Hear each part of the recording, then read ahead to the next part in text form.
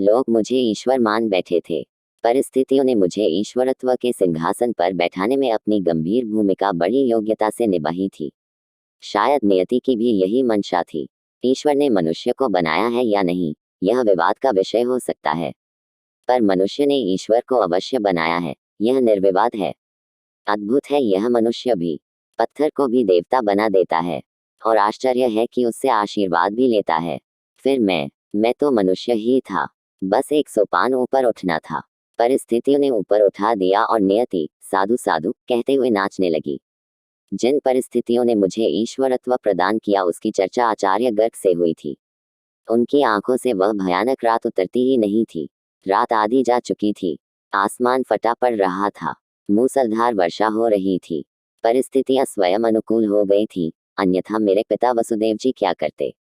वे तो बंदी थे, और ऐसे बंदी जिन पर हजारों आंखों के माध्यम से कंस की दृष्टि सदा लगी रहती थी।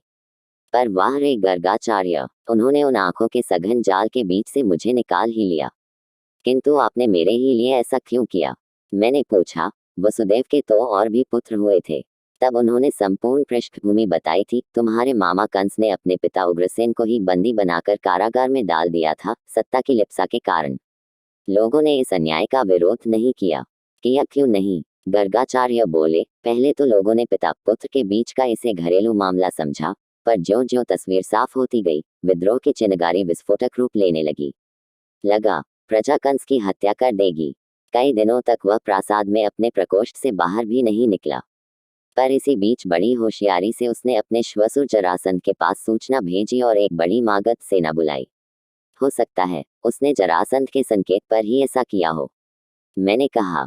फिर मैं भी ऐसा ही सोचता हूँ, क्योंकि जितनी शीघ्रता से मागधी सेना आई, उससे संदेह की पुष्टि होती है। गर्गाचार्य बोले। सामूहिक रक्तपात आरंभ हुआ। जिसने भी सिर उठाया, उसका सिर धड़ से अलग कर दिया गया। मागधी गुप्तचरों ने जो भी सही गलत सूचना दी, उसी पर काम हुआ। अनेक यादव सरदार रात की रात गायब कर दिए गए। आज तक उनका पता नहीं। गर्गाचार्य ने जो दृश्य प्रस्तुत किया, वह बड़ा ही भयावह और हृदय विदारक है। सारा राजपथ रक्तरंजित हो गया था। चारों ओर त्राही त्राही मच रही थी। अनिश्चितता एवं आतंक से घिरा जनजीवन अपने अपने आवासों में बंदी था। यह स्थिति बहुत दिनों तक नहीं चली कि एक दिन महर्षि नारद पधारे। मथुरा के विद्वान ब्राह्मणों ने उनकी अगवानी की, अभ्यर्थना की और सारी स्थिति से उन्हें अवगत कराया। वे सुनते रहे। चिंतन की मुद्रा में ही उनके मुख से निकला अहंकार का नशा व्यक्ति को अंधा कर देता है। लगता है कंस इस समय अंधा हो गया है और अंधे को रास्ता दिखाना भैंस के आगे बीन बजाना है। पर अंधे की आंखें तो ठीक की जा सकती हैं, कहते हैं। नारद बड़ी गंभीरता से हंसे थे। आंखें उनकी ठीक की जा सकती हैं, मित्र, जिनकी आंखें किसी रोग से खराब हुई हों। पर जिसने खुद आंखें फोड़ ली हों, उसकी कोई औषधि नहीं, और जिसकी आंखें दूसरों ने निकाल ली हों। इसी संदर्भ में लोगों ने प्रधान श्रेष्ठी मरणासन छंदक से उनकी भेंट कराई। छंदक शैया पर पड़ा कराह रहा था।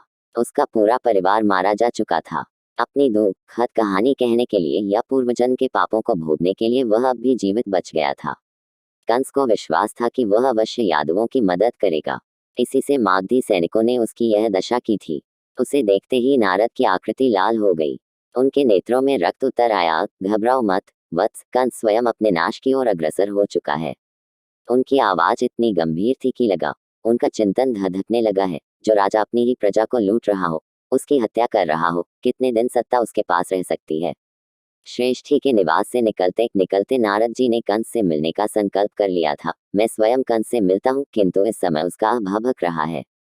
धधकते अंगारे को कभी इसका ज्ञान नहीं रहता कि उसका तपन दूसरों को जलाए या न जलाए, पर उसे तो जलाकर राख ही कर डालेगा। परिस्थिति कितनी विषम थी। आतंक की सीमा पर था कि एक व्यक्ति का भी साहस न हो सका कि मथुरा के राजप्रासाद तक नारद जी का साथ दे सके, पर इसकी उन्हें परवाह क्या। वे तो अग्निबाण की तरह छूट चुके थे। बिना किसी की अनुमति लिए धड़धड़ाते हुए वे राजप्रासाद में पहुंचे। एक तो अपराह्न की धूप, दूसरे अमर्ष की ज्वाला। उनकी आकृति सिंदूरी हो चली थी। उनका उत्तरीय क्षुब्ध बाज के पंख सा फड़फड़ा रहा था। उनके अप्रत्याशित आगमन से कंस भी घबरा गया। वह इतना हच्चित हुआ कि महामुनि को बैठने के लिए भी न कह सका। अपनी अहमन्यता के बावजूद कंस कभी ऐसी भूल न करता, किंतु घने अंधकार में अचानक चमकी इस विद्युत की चकाचौंध ने उसकी आंखें ही बंद कर दी। गर्गाचार्य ने बताया कि मैंने ही उठकर उन्हें विराजने के लिए कहा था। नारद की वाणी तड़ित की तरह उस सभा पर बरस पड़ी। मैं यहाँ विराजने नहीं आया आचार्य, मैं तो कंस को सावधान करने आया हूँ कि वह अपने विनाश की ओर अग्रसर हो चुका है और पर्वत से गिरते पाषाण अखंड की तरह उसकी गति पतन की ओर बढ़ती ही चली जा रही है। कंस हतप्रभ सा महामुनि को सुनता जा रहा था, पर कुछ मागधी सरदार आवेश में खड़े अवश्य हो गए थे। उन्हें ललकारते हुए नारद ने कहा था, तुम खड़े क्यों हो चाटुकारों, आगे बढ़ो, देखो तुम्हारी तलवारों में कितना पानी है। याद रखो, इन तलवारों से तुम अपनी निरपराध प्रजा का गला काट सकते हो, पर नारद की आवाज दबा नहीं सकते, क्योंकि तुम सत्य का गला नहीं घोंट सकते। और इस समय मेरी वाणी से युक्त सत्य बोल रहा है। नारद ने फिर एक विद्रूप हंसी हंसी, कंस विश्वास करो, तुम्हारा अंत तुम्हारी ओर दौड़ता चला आ रहा है। यदि वह मेरे पास आ रहा होगा तो उसका भी अंत हो जाएगा। कंस ने बड़े साहस के साथ कहा, नियति का अंत, काल देवता के निर्णय का अंत, तुम्हारे अंत के पहले उसका अंत हो जाएगा। एक भयानक हंसी नारद के मुख से छूटती रही और उसका इंद्रजालिक प्रभाव पड़ता रहा। गर्गाचार्य ने बताया था कि उस समय कंस के सारे पार्षद नारद को ही देखते रह गए थे। उन्हें कल्पना भी नहीं थी कि उन्हें मुनि के ऐसे धधकते क्रोध का सामना करना पड़ेगा। यदि मेरा अंत आएगा तो मैं उसे देख लूंगा, आप अपना रास्ता देखिए। कंस ने अपने लड़खड़ाते साहस को दृढ़ता से संभाला। नारद का आक्रोश एक बार फिर भभका, जिसने अपने पिता को कारागार में डाल दिया हो, निरपराध प्रजा की हत्या की हो, जिसने अपनी सेना का विश्वास खोकर दूसरे प्रदेश की सेनाओं का विश्वास किया हो, उसका अंत कहीं और से नहीं, उसके ही भीतर से आता है। नारद बोलते गए, इतिहास इस बात का साक्षी है कि निरंकुशता और अत्याचार के मध्य ही उसके विनाश का बीज भी रहता है। तेरा अंत तेरे पास ही है, कहाँ है वह अंत? कंस तलवार खींचकर बौखलाया, मैं अभी उसका अंत किए देता हूँ।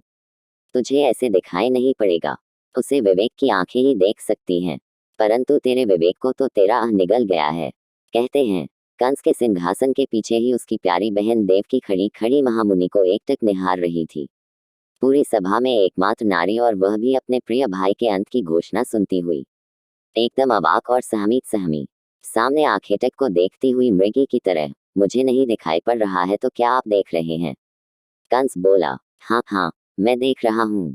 ऐसा लगा जैसे नारद की आंखों के सामने कंस का भविष्य उतरता चला आ रहा हो। मैं देख रहा हूँ कि तेरी अकीर्ति का घट इतना भर गया है कि उसे फोड़ने के लिए मात्र एक बालक काफी है। वही तेरा अंत कर रहा है। लोग उसे साधुवाद दे रहे हैं, वह लोगों को तारनहार दिखाई दे रहा है। इसके बाद नारद एक क्षण के लिए रुके थे और बड़ी गंभीर आवाज में बोले थे, कैसी विडंबना है कि हर निरंकुश शासक के अत्याचार की पराकाष्ठा एक ईश्वर को जन्म देती है। कहाँ है वही ईश्वर, कहाँ है वही ईश्वर? कंस जैसे पागल हो गया था। तुम्हारी बगल में खड़ी देवकी के गर्भ में यह क्या कहते हैं महामुनि? मैं ठीक कहता हूँ कंस, इसी देवकी के 8वें बेटे द्वारा तेरा विनाश होगा। और फिर नारद हंसते हुए सभा से चले आए थे। देवकी का 8वां बेटा, देवकी का 8वां बेटा, देवकी का 8वां बेटा। उस सभा में ही नहीं, पूरी मथुरा के मस्तिष्क में वह एक अविस्मरणीय घटना की तरह समा गया। गर्गाचार्य ने बताया कि मैं उसी रात को प्रासाद में बुलाया गया। पौष की कटकटाती रात, और वह भी आधी से ज्यादा बीत चुकी थी। मैं तो राजपुरोहित हूँ, पौरोहित्य कर्म अतिरिक्त शासन में मेरी कोई भूमिका नहीं। फिर इस समय मुझे क्यों बुलाया गया? बात कुछ समझ में नहीं आई। फिर भी जाना तो पड़ेगा ही, क्योंकि राजा की आज्ञा है, वह भी कंस जैसे राजा की, जिसका क्रोध मृत्यु के घाट पर ही खड़ा रहता है। आचार्य की पत्नी भी इस अप्रत्याशित आमंत्रण से घबरा उठी थी। उसका कहना था कि बच्चे मारुति को भी साथ लेते जाएं, पर वे कंस के स्वभाव से परिचित थे। मारुति को ले जाकर जो आशंका न भी हो, व्यर्थ में उसे पैदा करना उन्होंने ठीक नहीं समझा। वे एकाकी गए। द्वारपाल द्वारा आचार्य सीधे कंस के शयन कक्ष में भेज दिए गए। कक्ष से निकलकर आती मालिनी मैरेय का खाली पात्र लिए दिखाई पड़ी। वह कंस की निजी परिचारिका है, उससे अधिक शायद ही उसके विषय में कोई जानता हो। आचार्य ने उससे जिज्ञासाएं की, पर वह गंभीर रह गई। निश्चित ही कोई विशेष बात। ज्यों ज्यों वे शयन कक्ष के द्वार की ओर बढ़ते गए, उन्हें कंस के बड़बड़ाने की आवाज साफ सुनाई पड़ती गई। आभास हो गया कि कंस आवेश में है। प्रवेश करते ही बोला, आप आ गए, मैं कब से आपकी प्रतीक्षा कर रहा था। आचार्य ने देखा, सामने भारी स्तंभ से देवकी बंधी है और महामात्य प्रलम्ब चुपचाप बगल में खड़ा है। देखते हो आचार्य, सामने खंभे से बंधी मेरी मौत है। मैं जिस क्षण चाहूं उसका अंत कर सकता हूँ। कंस उन्मत्त हंसी हंसने लगा। गर्गाचार्य ने देखा, महाराज अधिराज के नेत्रों में एक उबलती हुई लालिमा है। वह क्रोध की भी हो सकती है और यह भी संभव है कि मालिनी ने उद्वेलित मन को शांत करने के लिए आज अधिक मैरिय पिला दी हो। गर्गाचार्य स्तब्ध रह गए। उनकी मानसिकता का जहाज तूफानी सिंधु के किनारे लंगर डालकर खड़ा हो गया। देख रहे हो मेरी मौत को आचार्य, खंभे से बंधी देवकी की ओर संकेत कर कंस अट्टहास करते हुए बोला। इस बार उसकी हंसी मैरिय के नशे में अधिक लड़खड़ा रही थी। निश्चित ही देवकी का वध आसन था। आचार्य ने प्रलंब की ओर देखा। वह दीप की लौ की तरह कांप रहा था। उसे आशंका थी कि देवकी के वध का दायित्व उसे ही सौंपा जाएगा। एक निरीह निरपराध अबला का वध। उसकी आत्मा छटपटा रही थी। इस बुढ़ापे में क्या मुझे यही करना पड़ेगा? नहीं नहीं, मुझसे यह न होगा। वह भीतर से चीखता हुआ भी बाहर से मौन था। यदि जरा सा मौका मिलता तो प्रलंब अवश्य भाग जाता, सदा सदा के लिए भाग जाता। पर उसने अनुभव किया कि वह हिल डुल नहीं सकता। चाकर की लाचारी की अदृश्य डोर से वह देवकी से कहीं अधिक जकड़ा हुआ है। अचानक एक कांपती आवाज द्वार से आती सुनाई पड़ी, महाराज की जय हो। सबने देखा, वसुदेव चले आ रहे हैं। मैं आपकी समस्या के समाधान के लिए आ रहा हूँ महाराज। वसुदेव ने कहा, क्या है समाधान? कंस की डूबती हुई आंखें एक बार जाग उठी। महाराज, आप अपनी प्यारी बहन को इतनी यातना क्यों दे रहे हैं? इसे छोड़ दीजिए और मेरा ही वध कर दीजिए। न मैं रहूंगा और न देवकी को गर्भाधान की संभावना रहेगी। आचार्य ने मुझे बताया था कि सारी शक्ति लगाकर तुम्हारी माँ चीख पड़ी थी। नहीं नहीं, ऐसा नहीं होगा। मेरी रक्षा के लिए मेरे पति का वध हो, मैं ऐसी कुल कलंकिनी नहीं। वैधव्य के जीवन से कहीं अच्छा है मर जाना। भैया, तुम मेरा ही वध करो। हाँ हाँ, मैं तुम्हारा ही वध करूंगा। कंस मुस्कुराते हुए बोला, मैं वसुदेव के चक्कर में आने वाला नहीं हूँ। कंस बड़बड़ाता रहा, वसुदेव सोचता है कि मैं छोटा सा बच्चा हूँ और वह मुझे फुसला लेगा। जानते हो प्रलंब, इसके प्रस्ताव के पीछे रहस्य क्या है? प्रलंब चुप ही रहा। वसुदेव चाहता है कि किसी न किसी शर्त पर उसकी देवकी जीवित रहे। चाहे पति रहे या न रहे, गर्भाधान के लिए गर्भ को जीवित रहना चाहिए। गर्भ रहेगा तो कहीं न कहीं से गर्भाधान भी होता चलेगा। पहला, दूसरा, तीसरा और फिर आठवां। आचार्य का कहना था कि बहन के सामने इस निर्लजता से किसी भाई को बोलते मैंने कभी नहीं देखा था। अब कंस वसुदेव की नीयत पर भी संदेह करने लगा था। अब उसे देवकी के वध के साथ ही वसुदेव के वध की भी अपेक्षा दिखती थी। एक बार वह बड़बड़ाया भी, दोनों का वध अभीष्ट है प्रलंब। न बांस रहेगा और न बांसुरी बजेगी, पर बांसुरी बजेगी, निश्चित बजेगी। नारद की भविष्यवाणी कभी झूठी नहीं होती। आचार्य ने मुझे बताया था कि उनका मन अनायास बोल पड़ा था। देखा आपने, मेरे पैदा होने के पहले ही लोगों के मन में मेरी बांसुरी बजने लगी थी। उस समय गर्गाचार्य से नहीं रहा गया। उन्होंने सुन रखा था कि क्रोधाग्नि प्रशंसा के छींटे से बुझने लगती है। उन्होंने कंस की प्रशंसा आरंभ की, महाराज, आप व्यर्थ ही इतना कुछ सोच रहे हैं। दिशाएं आपके शौर्य से कांप रही हैं। आपके पराक्रम की सुरभि संपूर्ण आर्यावर्त में फैल गई है। पूरी मथुरा आपकी दया की भिखारिनी है। एक पत्ता भी यहाँ आपकी कृपा के बिना नहीं हिल सकता। तब ये दो निरीह प्राणी आपका क्या कर लेंगे? ये तो कुछ नहीं कर सकते, पर इनका आठवां बेटा तो सब कुछ कर डालेगा। आप भी क्या कहते हैं महाराज? गर्गाचार्य ने एक बनावटी हंसी अपने अधरों पर चिपकाए। दर दर भटकने वाले एक ब्राह्मण की बात का आप विश्वास कर बैठे। लगता है आप भ्रम में हैं आचार्य। कंस की मुद्रा गंभीर हुई। नारद मात्र दर दर भटकने वाला ब्राह्मण नहीं है, एक अच्छा ज्योतिषी है, उच्च कोटि का गणक है। आज तक उसकी कोई भविष्यवाणी झूठी नहीं हुई है। इतना कहते कहते कंस की दृष्टि फिर मेरी माँ की ओर पड़ी। वह निरीह मृगीत सी सिर नीचा किए वध की प्रतीक्षा कर रही थी। संकट में याद आने वाले भगवान उसे याद आ रहे थे। आचार्य ने देखा कि कंस के विश्वास को डिगाया नहीं जा सकता। फिर विवाद का अवसर भी नहीं, क्योंकि कंस के फंसनाते क्रोध को छेड़ने का मतलब था उसके विष को और अधिक तीखा करना। आचार्य ने बड़ी चतुराई से अपनी बातों का सिलसिला ही बदल दिया। हाँ, आप ठीक कहते हैं महाराज, नारद की भविष्यवाणियां बहुत कम झूठी हुई हैं। कम नहीं, बिल्कुल झूठी नहीं होती। कंस ने कहा, इसीलिए तो देवकी के वध के अतिरिक्त मेरे पास कोई चारा नहीं है। नहीं, ऐसी तो कोई बात नहीं है। उपाय तो बहुत से हैं। न देवकी का वध हो और न वसुदेव का। यह कैसे हो है महाराज? नारद ने आठवें पुत्र के संबंध में कहा है न? तब तो देवकी और वसुदेव दोनों अवध्य हैं। वध्य तो है वह आठवां पुत्र। आचार्य ने इतनी गंभीरता से बातें कही थी कि कंस सोचने लगा। पर आठवें पुत्र की बाट जोहना एक लंबी प्रतीक्षा है और वह भी खतरे से खाली नहीं। जहां जरा सी चूक हुई कि मृत्यु गले पर सवार हो जाएगी, इसमें चूक होने की गुंजाइश ही नहीं है महाराज। इन दोनों को कारागार में डाल दीजिए, विश्वास प्यारी रखिए। ज्यों ही देवकी का आठवां पुत्र हो वह आपके हवाले किया जाए, जन्म लेते ही मृत्यु आपके चरणों में आ जाए। आचार्य के इस सुझाव पर कंस ने विचार किया, बड़ी गंभीरता से विचार किया। अंतपुर के उस प्रकोष्ठ का सन्नाटा कंस की मुद्रा में डूबकर बोझिल होने लगा। थोड़ी देर बाद ही उसने आदेश दिया, देवकी के बंधन खोल दिए जाएं। तनाव ढीला पड़ा। आचार्य जी बता रहे थे कि छूटते ही तुम्हारी माँ कटे पंख के पक्षी की तरह फड़फड़ाकर उनके चरणों पर गिर पड़ी और सिसकने लगी।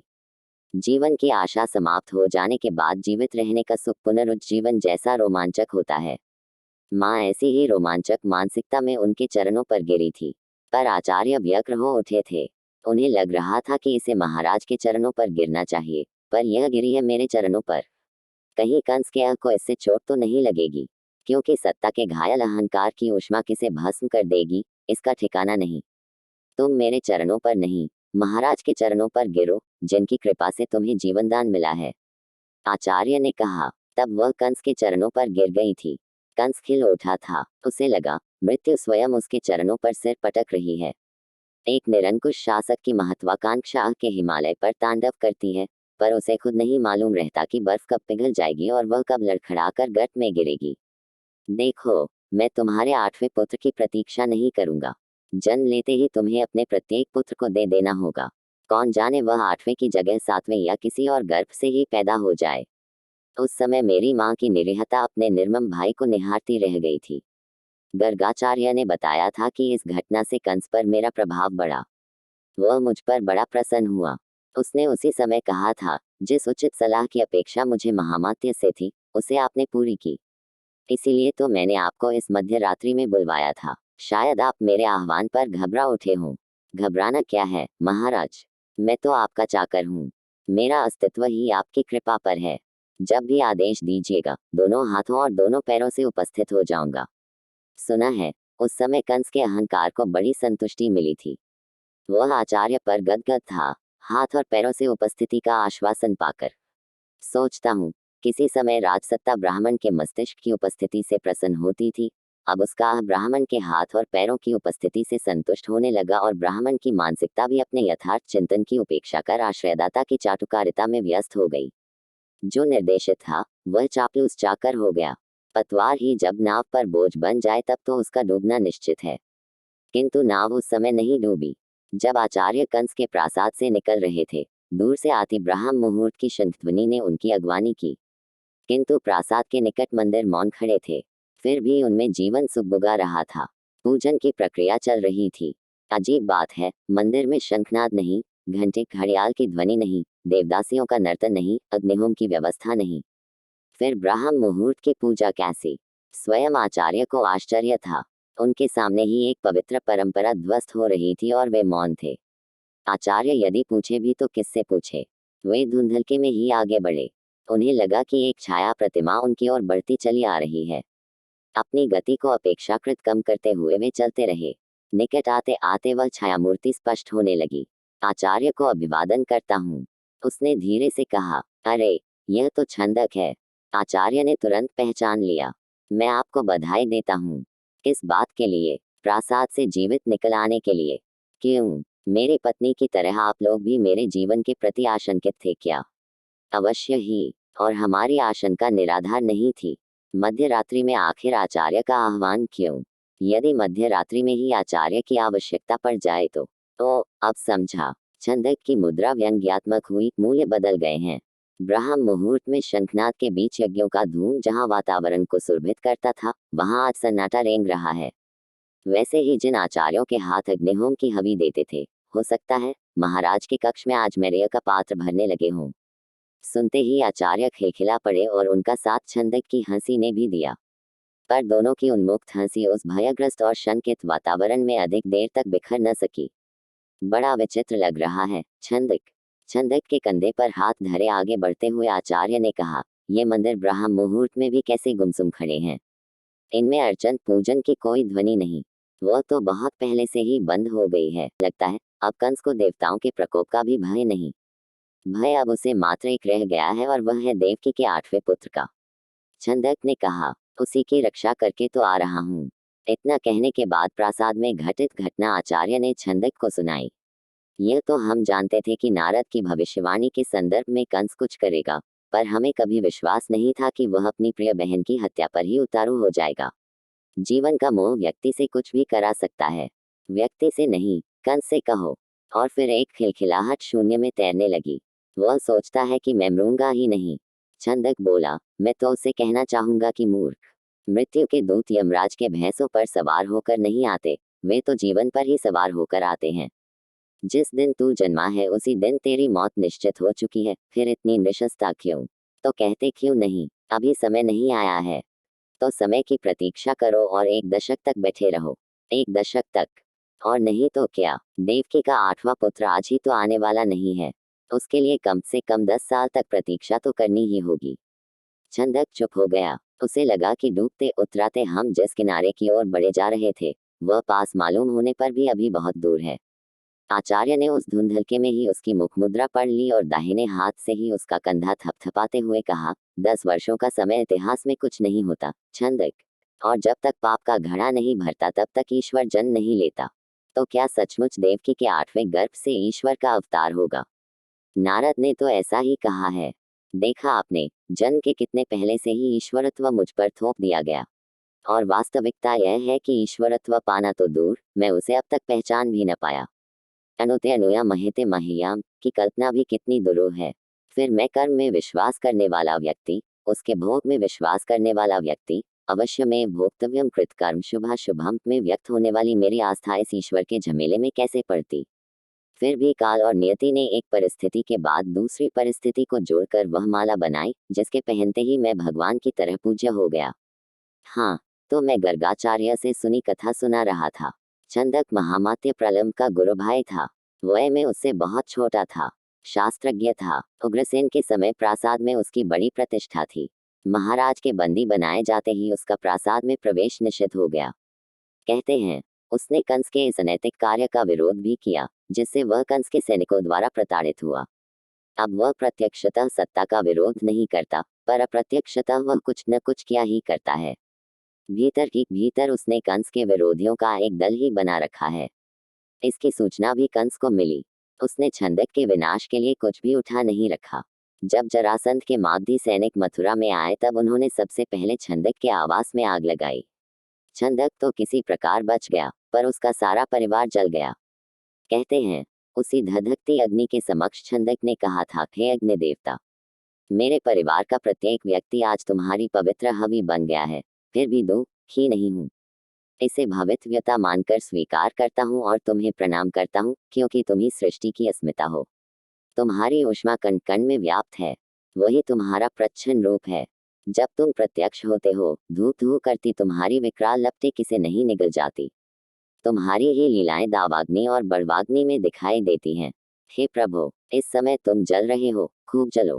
पर जिस प्रकार तुमने अभी मेरे निर्दोष परिवार को निगल लिया है, उसी प्रकार मथुरा के इस पितृघाती निरंकुश शासक को भी निगल डालो। अपने जलते हुए आवाज के सामने कुछ उल्टा सीधा वह बड़बड़ा रहा था कि मागधी सैनिकों ने सुन लिया और उसे पकड़कर ले गए। इसके बाद उसी का कहना है कि उसकी दोनों आंखें निकलवा ली गईं और वह दर दर की ठोकरें खाने के लिए छोड़ दिया गया। किंतु उसकी आंखें निकाली जाते किसी ने देखा नहीं है। अवश्य ही वह आंखों पर पट्टी बांधे रहता है। संसार के संपूर्ण प्रकाश से दूर हटकर वह अपने भीतर एक ज्वाला सुलगाए जी रहा है और मौके पे मौके चिनगारियां बिखेरता है। उसकी छाया में ही कंस का विरोध यदा कदा सुगबुगा उठता है। उस रात को भी उसे प्रासाद के निकट ही घूमता देखकर गर्गाचार्य को भी आश्चर्य हुआ था। उन्होंने कहा था, आश्चर्य है, मित्र की नेत्र न होने पर भी तुम रात रात भर घूमा करते हो। क्योंकि मैं ओलूक कनाद मुनि का वंशज हूँ। और वह हंसने लगा था। क्षण भर बाद ही बड़ी गंभीरता से बोला, आचार्य जी, मैं रात रात भर मात्र घूमता ही नहीं हूँ वरन चिनगारियां बोता हूँ। और याद रखना, एक न एक दिन लपटों की लहलहाती फसल अवश्य काटूंगा। हो सकता है वह दिन देवकी के 8वें पुत्र के जन्म के पहले ही आ जाए। असंभव, नितांत असंभव। नारद की भविष्यवाणी की उपेक्षा मत करो। मैं तो उपेक्षा नहीं करता, आचार्य। पर निरंकुशता के नीचे जन्म लेने वाली क्रांति की छटपटाहट उसकी प्रतीक्षा भी नहीं कर सकती। आचार्य ने देखा कि छंदक एक चलती फिरती आग है। वह कंस के सिंहासन के नीचे सो रहे ज्वालामुखी का मूल उत्स है। हर क्षण विस्फोट की प्रतीक्षा में जीने वाला क्रांति का यह अग्रदूत कंस के सिर पर कच्चे धागे से तलवार की तरह लटक रहा है। आश्चर्य है कि अपने अस्तित्व की रक्षा के लिए अपनी प्यारी बहन का प्राण ले लेने के लिए व्यग्र कंस ने इस छंदक जैसे खतरनाक व्यक्ति को अभी तक जीवित रहने कैसे दिया। इसमें न तो कंस की सहृदयता और न उपेक्षा भाव है, बल्कि छंदक जीने की कला जानता है। वह दिन में आंखों पर पट्टी बांधे करहता बिस्तर पर पड़ा रहता है और संध्या होते होते धीरे धीरे रेंगने लगता है। मध्य रात्रि के बाद तो तूफान हो जाता है। उसकी प्रकृति और संकल्प के कारण ही गर्गाचार्य उससे मिलने से घबराते थे। इस समय भी वह बहुत अधिक बातें करना नहीं चाहते थे। कौन जाने कंस के किसी गुप्तचर की नजर ही पड़ जाए। उस दिन के बाद से ही मेरे माता पिता ने मुक्त आकाश नहीं देखा। कारा की अंधेरी कोठरियों में वे डाल दिए गए। फिर एक के बाद एक मेरे अग्रज जन्म लेते रहे और कंस की आशंका एवं भय की बलि चढ़ते रहे। सुना है कंस यह जघन्य पाप भी समारोह पूर्वक करता था। बच्चे के जन्म लेते ही नगर में मुनादी फिरा दी जाती और दूसरे दिन राजप्रासाद के प्रशस्त प्रांगण में उत्सव होता। सभी अमात्य, सचिव और नगर के गण्यमान्य लोग उपस्थित रहते। अपने नवजात शिशु के साथ मेरे पिताजी बुलाए जाते। माँ अपनी शैया पर ही चीखती चिल्लाती रह जाती। उसका स्तनपान करता शिशु उससे छीन लिया जाता। कितना निष्ठुर, कितना निर्मम और कितना अमानवीय। यदि मेरी माँ चल पाती तो शायद उसे भी घसीटकर उस उत्सव में लाया जाता, पर वह तो जाल फंसी तरह छटपटाती रह जाती थी। समारोह में पनव, तूर्य और शंख बजते। कंस स्वयं अपने हाथों से शिशु के टुकड़े टुकड़े करता और उसी क्षण एक प्रगल्भ हंसी उसके मुख से छूटकर समारोह पर बरसने लगती। विजयोन्माद की हंसी, मृत्यु को धराशायी करने की पागलों जैसी हंसी। इस अवसर पर चाटुकारों की भूमिका भी कम हास्यास्पद न होती। वे पुष्पवर्षा करते हुए अपने महाराजाधिराज की सुखद भविष्य की मंगल कामना करते और उसके इस पराक्रम एवं शौर्यपूर्ण कार्य को सराहते। अद्भुत था एक नादान शिशु की हत्या का यह उत्सव, जिसे मृत्यु पर विजय का समारोह समझा जाता। भयातुर मन का जितना निष्ठुर है, उतना ही काय भी। इसके बाद सचमुच कायरों की तरह कंस सीधे अंतपुर में चला जाता। हर साल 1.5 साल पर ऐसा उत्सव होता और एक निरंकुश शासक का आतंक से भरा, भय से थरथर कांपता एक प्रभाव भोली भाली जनता अपने मन में समेट लेती और 8वें शिशु की प्रतीक्षा करती, क्योंकि वह मान बैठी थी कि यह जघन्य पापी मनुष्य के हाथों नहीं मरेगा। इसके अंत के लिए किसी दैवी शक्ति की आवश्यकता पड़ेगी, जबकि सत्य इसके बिल्कुल विपरीत है। मनुष्य किसी और से नहीं, अपने ही कर्मों से मारा जाता है। मृत्यु न किंचिच्छ्क्यस्त्वमेको मार्यतु बलात् मारणीयस्य कर्माणि तत्कर्तृनीति नेत्रत्। अंत में एक समय ऐसा भी आता है जब कर्म ही यमराज के दूत बनकर मनुष्य को घेरते हैं। मारता दिखाई पड़ने वाला व्यक्ति तो निमित्त मात्र होता है। एक के बाद एक 5 मेरे अग्रज मार डाले गए।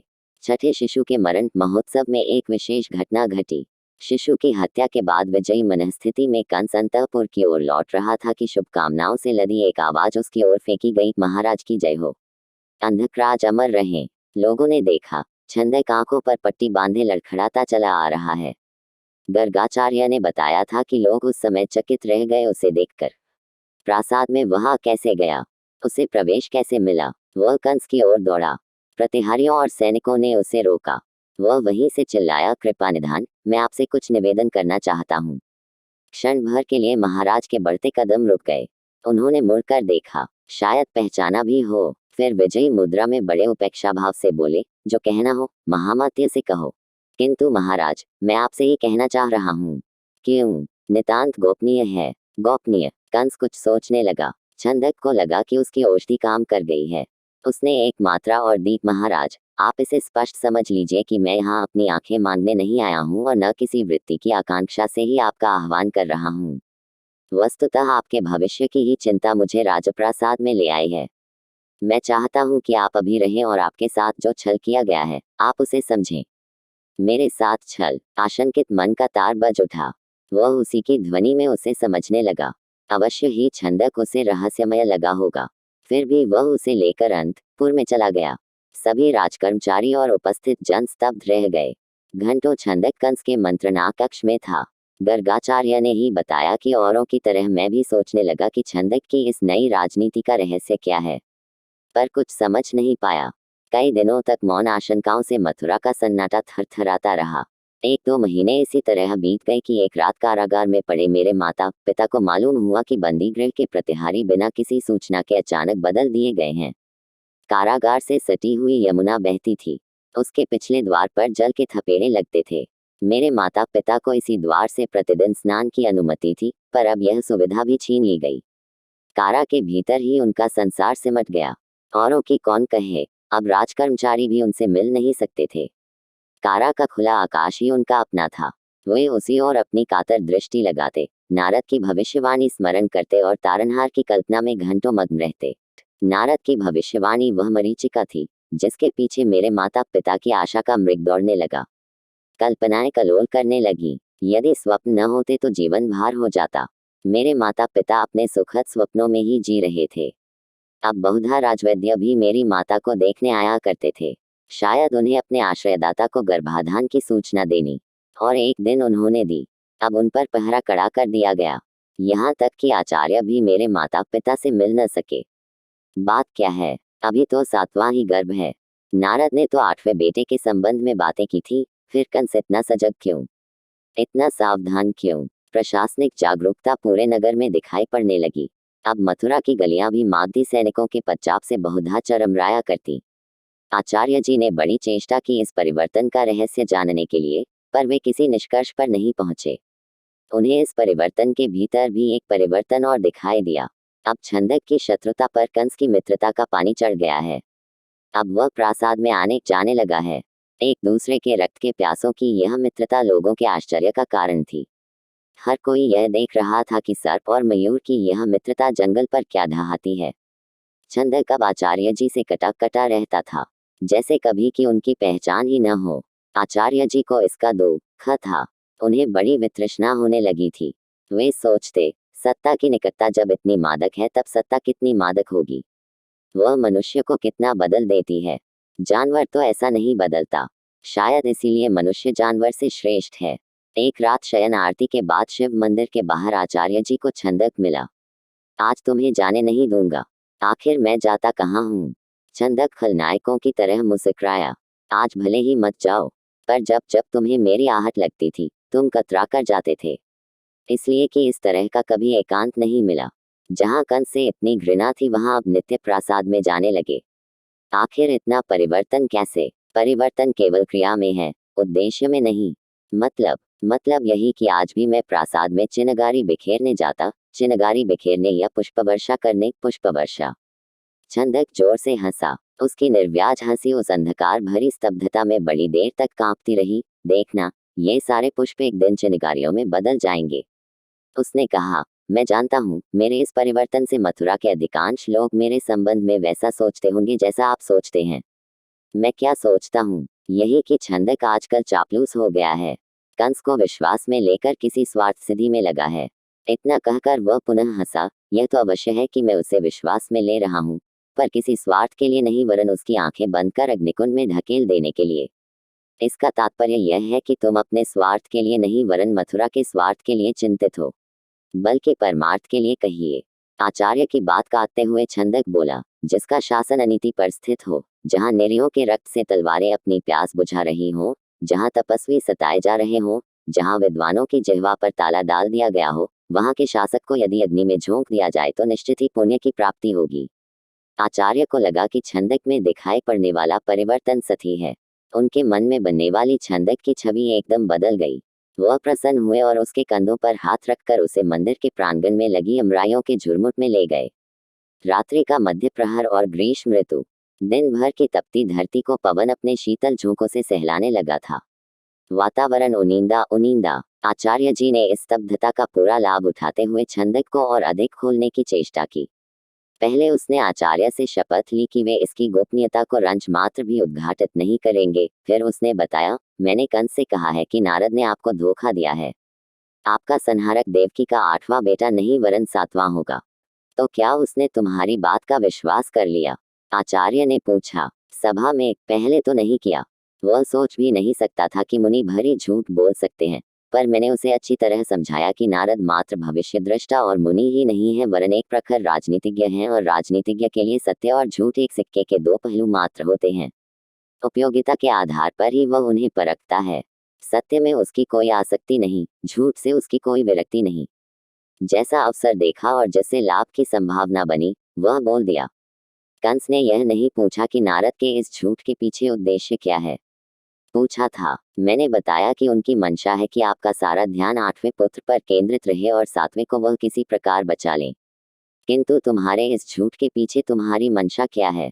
आचार्य बोले कि कंस का सारा ध्यान 7वें पर केंद्रित हो जाए और मैं 8वें को बचा लूं। छंदक की कुटिल मुस्कुराहट का अनुभव आचार्य को उस अंधेरे में भी हुआ। मैंने उससे एक बात और कही है। क्या देवकी का यह 7वां पुत्र चमत्कारी होगा? उसे काटकर फेंक देने के बाद भी यदि कोई उसके अंगों को सावधानी पूर्वक मिला देगा तो वह जी उठेगा, उसमें प्राण प्रतिष्ठा हो जाएगी। तब तो अपने श्वसुर जरासंध का अतीत उसकी आंखों के सामने आ गया होगा। तभी तो उसने विश्वास भी कर लिया। आश्चर्य होता है छंदक, तुम्हारे और उसके संबंधों को देखते हुए। आखिर उसने तुम्हारा विश्वास कैसे कर लिया? छंदक ने बताया, वस्तुतः कंस विश्वास करने की स्थिति में नहीं था। घंटों मेरे और उसके तर्क टकराते रहे, किंतु जब मैंने उसके मन में बैठा दिया कि हर तूफान एक सीमा के बाद अपना सिर फोड़कर आत्महत्या कर लेता है, हर आग स्वयं को ही राख कर बुझ जाती है, वैसे ही आज मेरे विरोध की स्थिति है। बहुत हाथ पैर मारकर भी जब वह कुछ नहीं कर पाया है, तब उसने अपना सिर खुद फोड़ लिया है। अब वह समाप्त हो गया। एकदम बदला हुआ छंदक आपके चरणों में आया है महाराज। अब वह चाहता है कि शेष जीवन शांति से बिताए और आपकी ही छाया में पड़ा रहे। बड़ी कठिनाई से मैं उसके विश्वास पर अधिकार कर पाया। फिर क्या हुआ? आचार्य की जिज्ञासा चरम बिंदु पर थी। हुआ क्या? मेरी उसकी निकटता निरंतर बढ़ती गई, क्योंकि मैं नारद की भविष्यवाणी का एक से बढ़कर एक रहस्य बताता रहा। उसके बाद एक व्यंग्यात्मक हंसी फिर उसके अधरों से छूटी। जानते हैं आचार्य जी, अब उसे कोई डैक था तो बस एक, मेरी आंखों के चले जाने का। उसने कई बार अफसोस व्यक्त किया कि यदि मुझे तुम्हारी स्वामी भक्ति का जरा भी विश्वास होता तो मैं मागधी सैनिकों को कभी ऐसा करने न देता। मैंने बस इतना ही कहा, इसमें आपका कोई दोष नहीं महाराज। मैं बस अपने कर्मों का फल पा रहा हूँ, और अब तो मैं उस पर छा गया हूँ। प्रतिदिन प्रासाद में जाता हूँ, कभी न जाऊं तो कंस के विश्वस्त सैनिक मेरे आवास पर पहुंचते हैं। मेरे बिना अब उसे चैन नहीं, उसकी नींद हराम। बातों के ही विस्तार में छंदक ने बताया, अब कंस की सारी सजगता और उसकी क्रूरता की सीमा हम इस देवकी के 7वें पुत्र के जन्म के समय में ही देख लेंगे। सजगता से तो हम कुछ लाभ उठा सकते हैं, पर क्रूरता से क्या फायदा? रह गए तुम पोंगा पंडित ही। छंदक हंसा। इतिहास इसका साक्षी है कि सत्ता की जघन्य क्रूरता में जन क्रांति का बीज फूटता है, और मैं उसी क्रूरता का प्रदर्शन कंस से कराना चाहता हूँ। जनता देख ले कि हमारा स्वामी कितना निर्मम, कितना निष्ठुर और कितना आत्ताई है। उसके वध में भी कोई उपाय नहीं। इसका तात्पर्य है कि कंस के वध की तैयारी तुम कर रहे हो। देवकी के 8वें पुत्र में तुम्हारी आस्था नहीं, नारद की भविष्यवाणी पर तुम्हारा विश्वास नहीं। आचार्य जी ने छंदक के अह को एक बार अच्छी तरह झकझोरा। वह शीघ्र ही धरती पर आ गया। नहीं, ऐसी बात नहीं। जो कुछ होता है वह सब भगवान की प्रेरणा से होता है। हम स्वयं कुछ भी नहीं कर सकते। हो सकता है यह सब करने के लिए मुझे प्रभु ने ही प्रेरित किया हो। मैं तो निमित्त मात्र हूँ। सुना आपने, मेरे जन्म के पूर्व ही छंदक मेरी भाषा बोलने लगा था। आखिर मैंने अर्जुन से यही तो कहा था, निमित्त मात्रम भव सव्यसाचिन।